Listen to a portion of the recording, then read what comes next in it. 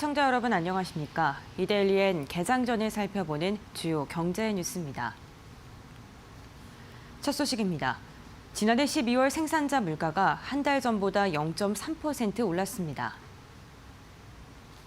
한국은행은 오늘 농수산물 가격이 뛴 영향으로 10월과 11월 마이너스를 기록했던 생산자 물가가 12월에는 오름세로 돌아섰다고 밝혔습니다. 무와 냉동오징어 가격이 상승한 영향으로 농림수산물 생산자 물가가 4% 상승했고 국제유가가 오르면서 석유화학 제품이 속한 공산품 생산자 물가도 0.2% 올랐습니다. 그간 하락했던 모니터용 LCD 생산자 물가는 제품 공급량이 줄면서 0.8% 상승했습니다.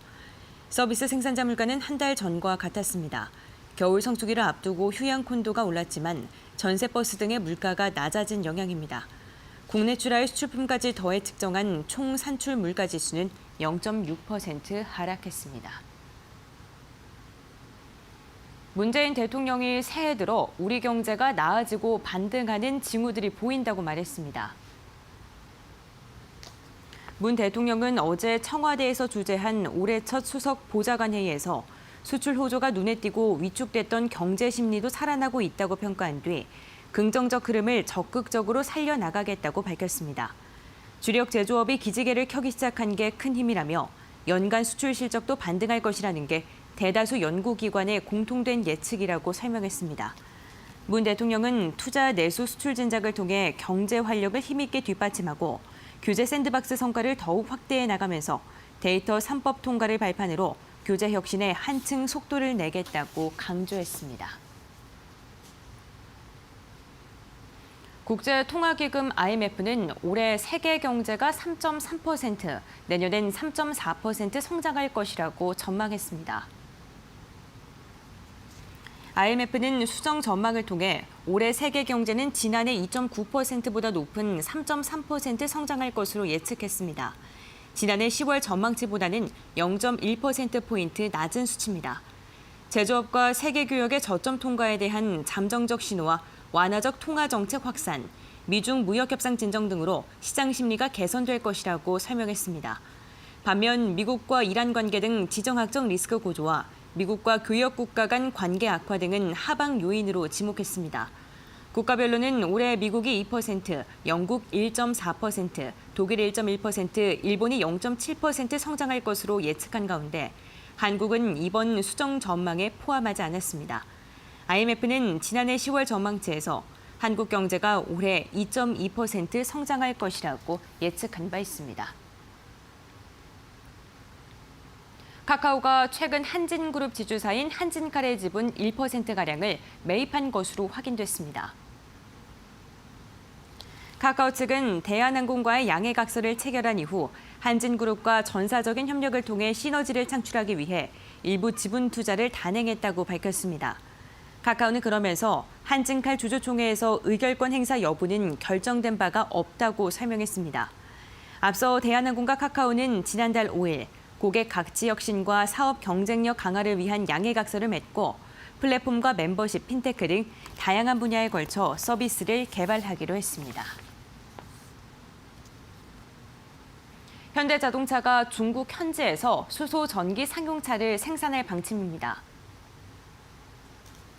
자동차 업계에 따르면 현대차 이인철 상용사업본부장은 최근 중국 베이징에서 열린 중국 전기차 100인의 포럼에서 현대차는 한국과 유럽에서 쌓은 풍부한 경험을 활용해 중국 수소 전기차 시장을 활성화할 것이라고 밝혔습니다. 이어 중국 공장에서 연료 전지 시스템과 수소 전기 상용차를 생산할 계획이라고 전했습니다.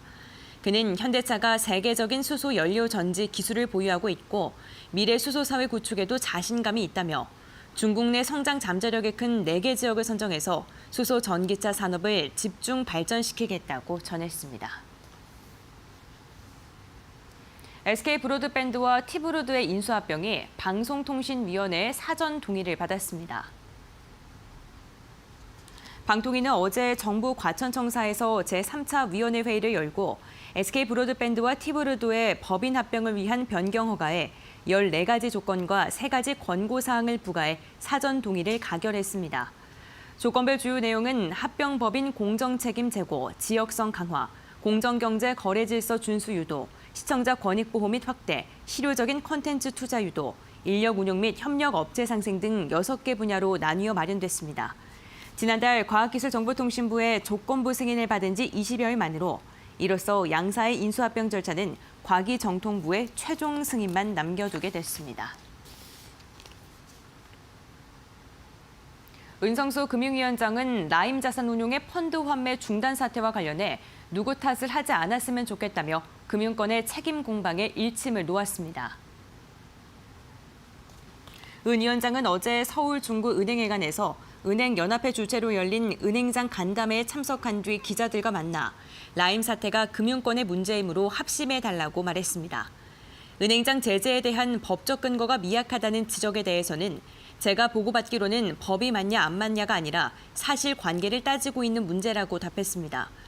법의 내부 통제 기준을 마련해야 한다고 되어 있는데 은행은 내부 통제 기준을 충분히 마련했다고 주장하고 있고 금융감독원은 충분하지 않다고 해 그 근거를 가지고 다투고 있다고 덧붙였습니다. 이어서 이 시각 간추린 뉴스입니다. 중국에서 우한 폐렴 확진자 1명이 발생했습니다. 인천공항으로 입국한 중국 국적의 여성이 우한 폐렴으로 불리는 신종 코로나 바이러스에 감염된 것으로 확인됐습니다. SK건설은 국내 건설사 최초로 AI 기술을 활용한 입찰 안내서 분석 시스템을 구축했다고 밝혔습니다. 한국 맥도날드 조주현 사장이 취임 4년여 만에 사퇴합니다. 한국 맥도날드 관계자는 개인적 이유로 사퇴한다고 알고 있다고 밝혔습니다. 지난해 11월 국내 은행의 원화대출 연체율이 0.48%로 한 달 전보다 0.02%포인트 올랐다고 금융감독원이 밝혔습니다. 이는 1년 전보다 0.12%포인트 떨어진 수치입니다. 이데일리엔 개장 전에 살펴보는 주요 경제 뉴스 함께 확인해 봤습니다.